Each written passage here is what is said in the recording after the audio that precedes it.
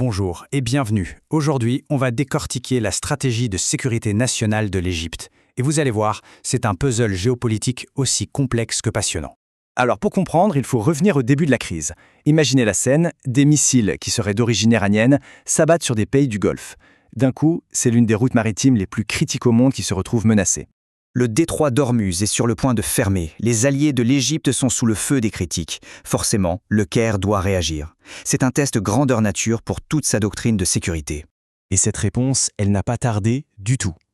D'après les informations disponibles, elle a été à la fois très rapide et très bien pensée. En fait, l'Égypte a décidé d'agir sur deux fronts en même temps. Et voilà ce qui est fascinant. D'un côté, on a le bouclier militaire, la force brute si on veut. De l'autre, la bouée de sauvetage, logistique, l'intelligence économique. C'est vraiment ça l'ADN de la stratégie égyptienne. Un équilibre parfait entre les muscles et le cerveau. Bon, parlons d'abord de l'aspect purement militaire. Concrètement, ça ressemble à quoi? Eh bien, au cœur de la réponse égyptienne, on trouve un système de défense aérienne qui est non seulement puissant, mais aussi ultra-moderne. Ce système, ils l'ont surnommé Amoun, ou gardien du ciel. Il a été déployé en Arabie Saoudite, aux Émirats Arabes Unis et au Koweït.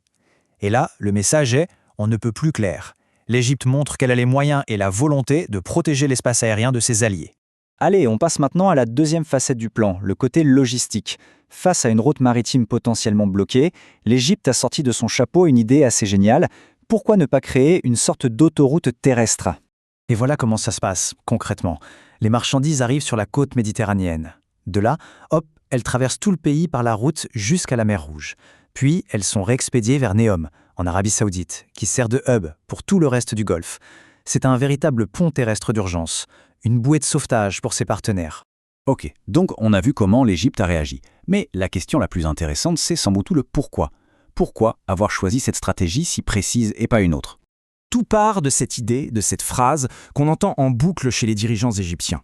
Et ce n'est pas juste une formule de politis, c'est vraiment le principe fondamental qui guide toute leur politique étrangère dans la région. Mais attention, il faut bien comprendre que ce soutien n'est pas un chèque en blanc, loin de là. L'Égypte a des lignes rouges très claires. Comme on le voit ici, c'est oui pour la défense aérienne, mais un non catégorique à une intervention terrestre en Iran. L'objectif est limpide, aider ses alliés oui, mais sans jamais se laisser aspirer dans un conflit beaucoup plus vaste.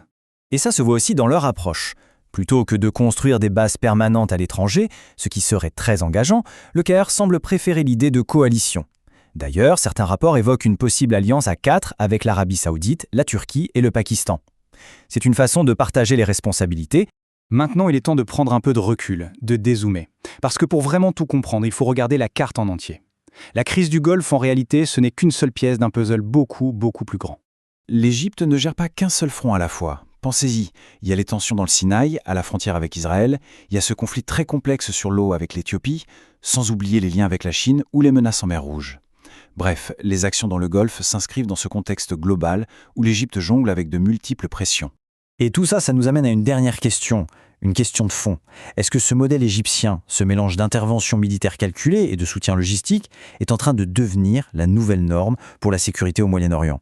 Un alliage de puissance et d'intelligence stratégique. C'est peut-être bien ça l'avenir de la géopolitique dans la région.